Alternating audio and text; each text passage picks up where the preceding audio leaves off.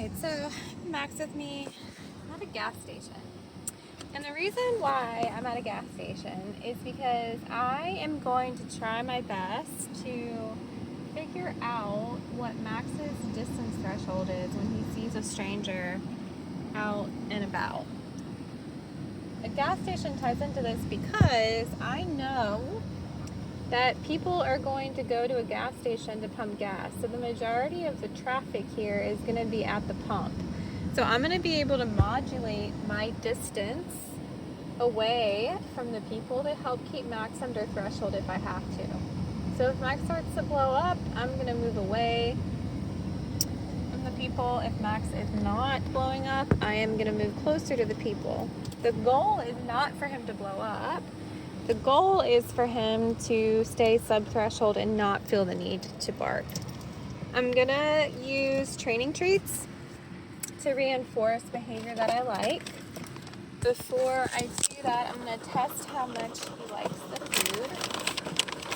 Sometimes dogs' food drive decreases when they find themselves presented with novelty. Right, he seems to like the food. Like it? Kind of. Okay. I'm just going to carry some of these in my pocket. Oops, I just spilled a bunch. Okay. And then we're going to see what happens. Alright. I'm going to try and record it for you. Come on, Bubba.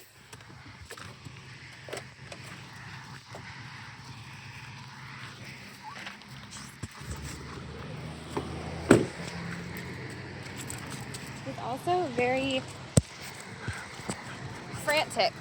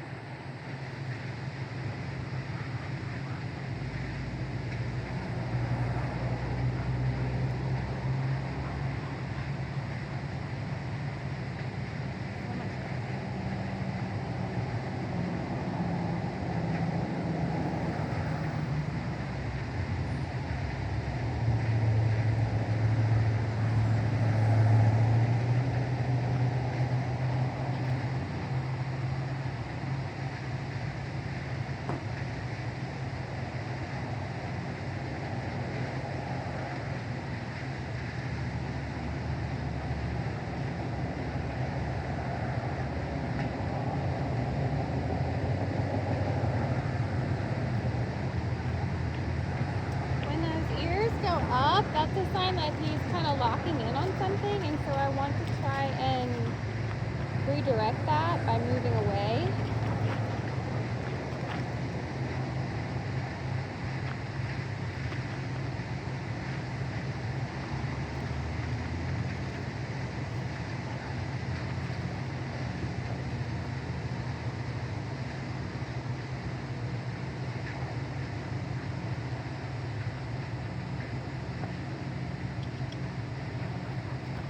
Saw the ears go up.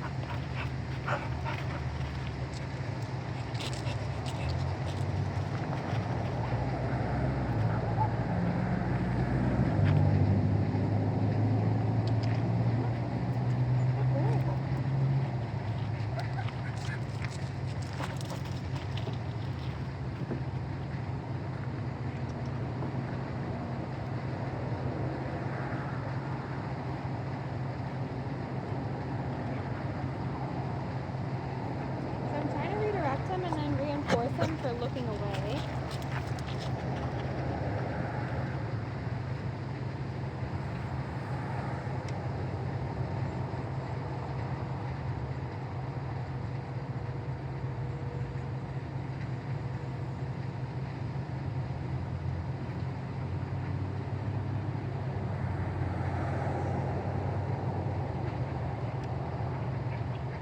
Making a kissing noise at him to try and redirect that focus, and then I'm offering food for him to eat as a reward. If he doesn't eat the food as a reward, it's no big deal.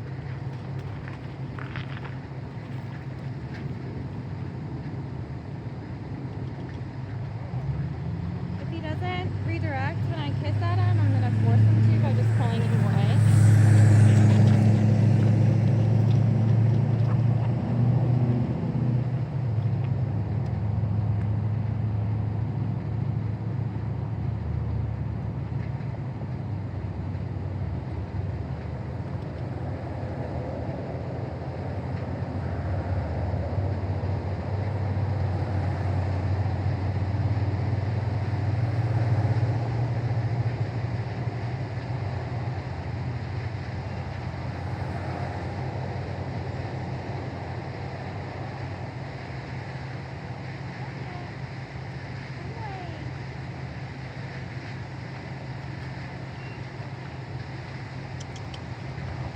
what this becomes is a dog looks at a stimulus and is so used to being asked to turn around to look at you that they do it on their own.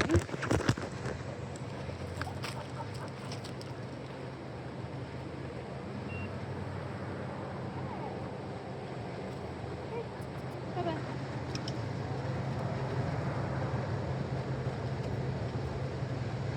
Food drive is kind of strong, but not as strong as I would like it to be. That's okay.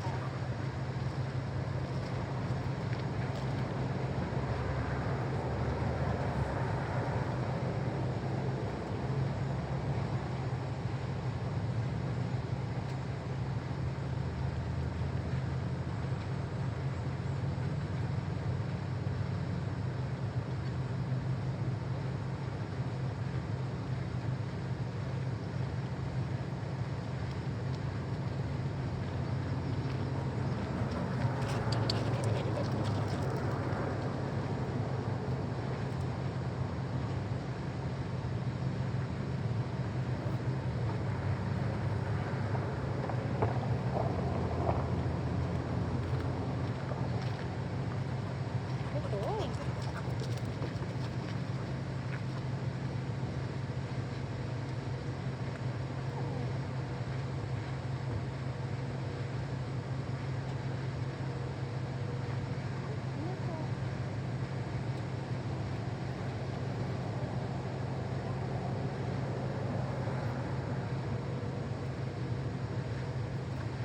Your mouth is so messy.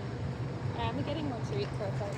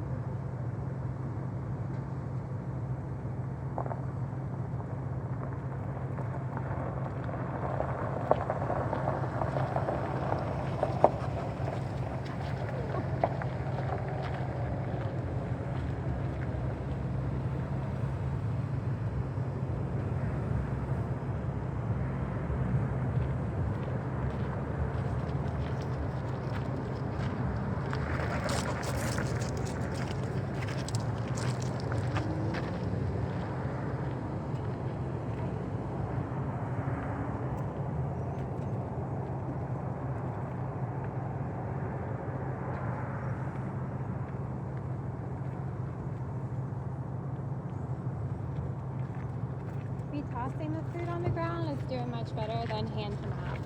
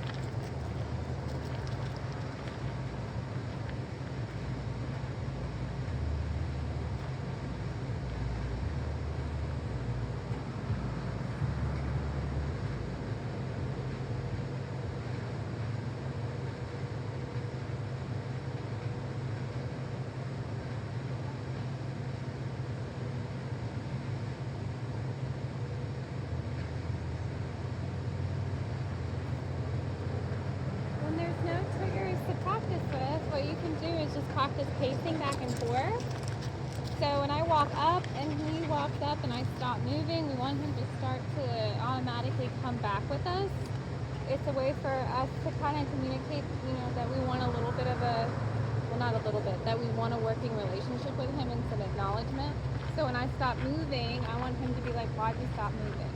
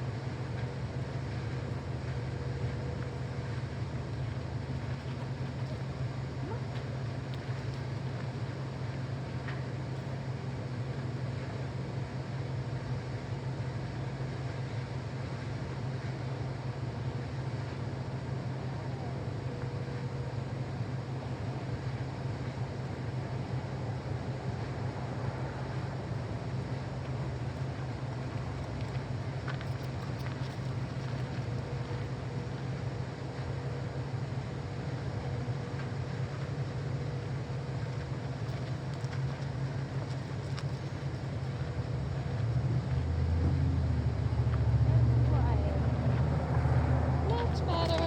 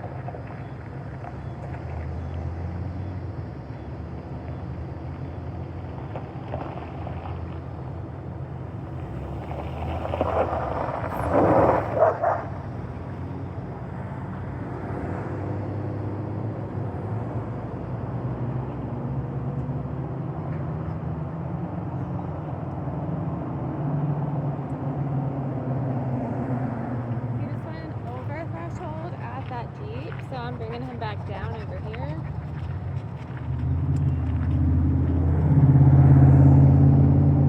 It's a moving item thing.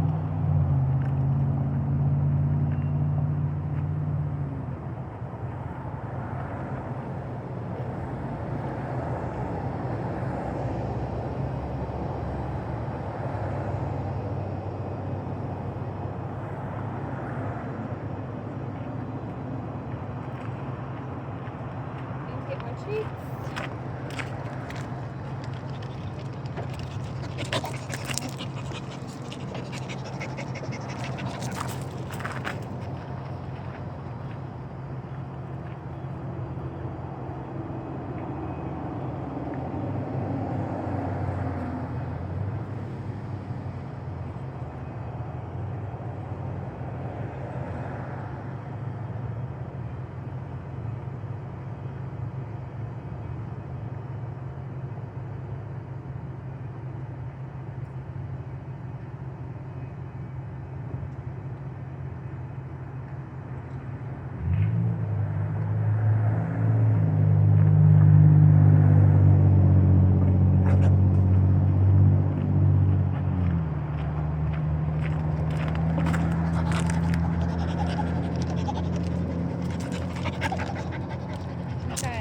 I don't know how well you can see, but we've got 2 people up at the pump.